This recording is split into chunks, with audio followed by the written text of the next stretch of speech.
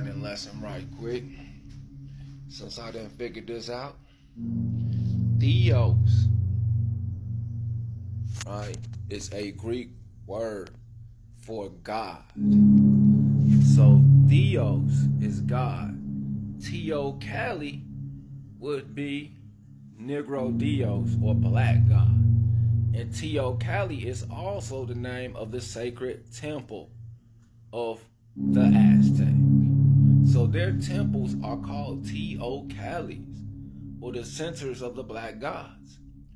So I'm doing this video to set the narrative and the difference between regular Indian people that's just, Indians versus people with a real culture.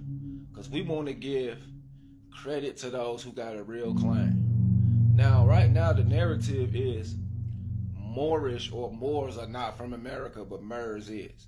My rebuttal to that is Indians are not Moors or Moorish, so you don't have a seat at the table. You're up here trying to teach about somebody else's culture that is not yours. Sunrise from the West, the origins and influences and legacy of Moorish architecture. So they observed the sunrise coming from the West, and with the mighty navy and navigating skills of the Moors, clearly they would have went and checked on the sunrise in the West, which is in the Pacific Ocean. And that is why you have the Easter Island Moai or Moai statues with those red tarbooshes on. And that is why you see the same headdress with the key Moor people. And I'm going to show it. So once again, black Indians are not Moors or Moorish. It is not their culture. 1 second. This is a Brazilian mosque in West Africa. You can go and look it up for yourself. Brazilian architecture is a real thing. I just did a video on YouTube about this. The Brazilian people from America took their building skills to West Africa, and that is why these cultures are intertwined. The Yoruba sounds just like the rubber people, just like the Olmec are called the rubber people. And coincidentally, they speak similar languages called Mande and Bambara, use the Bambara script. And Mandinka sounds very similar to the Inca. Here's another clue. The Palenque people of Bahia, Brazil, and their architecture, and we have the Bahia Palace of Marrakesh. Look it up. This is not a fib. I'm connecting the dots from both sides of the Atlantis. The Atlantis Empire is one, and that is why it's no difference between Moors and Moorish. They're trying to create a divide because they don't have a seat at the table, my people. They are Indios. Los Nino Indios means these people are baptized Christians. They don't have a God or religion. So they are taming them and bringing them into their Christianity. The people of Bahia and Malay revolt in Brazil, they were known as Islamic people. I'm going to do a video on that for part 2. Here's an example of non-baptized Christians. And this is why the people in Brazil wear turbans. This is why the Mayans wear turbans. Brazilian Muslims demand Harvard return skull of enslaved man who fought in uprising. Muslims has always been in America, and this is why their architecture is in America and in West Africa. That symbol, some say is a crescent moon. I believe it's the eclipse. This right here is in Tampa, Florida, and this is the Tampa, Florida University today. More hidden Moorish architecture right in your face. Look at it. It's all too obvious. This is the old world architecture. Now they're trying to say it's Moors because they want to spook us into thinking Moor or Moorish is not from America when that's not the case. It don't matter if some Moriscos traded on us. It happens everywhere. We're not going to stop being Moor or Moorish because some Indians are trying to scare us that the word Moor is spooky. They're not either one. So why do they even care? It's because they're irrelevant at this point, because They don't practice this type of architectural style. They are nowhere in the history books ever recorded for having a god. That's why they're Los Nino Indios. In prefix means not. Dios mean God, so they are not gods. Notice the horseshoe arches. Notice the minarets. Okay, we see something similar throughout Islam, Moorish architecture. This is the University of Tampa. Great and beautiful right here in Florida, in America, my people. Oh yeah, this is the same university. Look at the dome.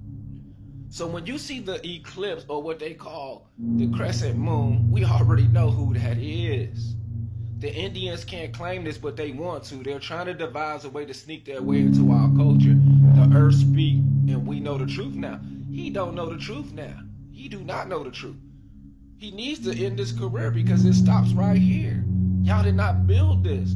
Y'all are trying to confiscate and plagiarize our history like Dane Calloway, and I'm here to stop it before it spreads like a plague. This misinformation and misleading attempt to divide and confuse our people is about to stop. Look at that. Crescent moon or eclipse. Opaloka was known as the Baghdad of Florida. You know why? Do you see those carvings right there? We can find those same carvings in Moorish architecture all throughout the Islamic world, and that dome and that tower. We find that all over the planet where they visited, because it's Moorish, not Mers. And we can say Mers mean wall or brick. It's not actually a person, but it still is synonymous with the Morak, which is rock and brick. So it's still the same word in so many ways, and they're trying to use this word trickery to distract us from the fact of these mighty Moorish people and their sun-light culture.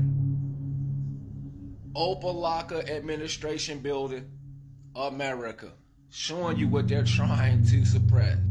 Opalaka Zoo, more domes, more minarets. Beautiful, right here in America, Florida. You cannot deny this is Moorish. And I'll break down the word Moorish. So let's take a look at this. Now we can get a clear understanding why it's so much aggression towards a certain people in America. That is our statue of the Republic of Illinois called Our Lady Mary. St. Louis, Buffalo, San Francisco. Now, although we credit this to the expertise of the Moorish masonry and their knowledge of brick building and rock cutting, I will give the black Indians this right. According to this article, the population of the Indian territory is about 77,000, which is a minority. The wild Indian by blood. So they are wild Indians, called blanket Indian, who do not cultivate the soil. So these are the names of the ones that don't cultivate the soil, mean agriculture, or, are technologically advanced.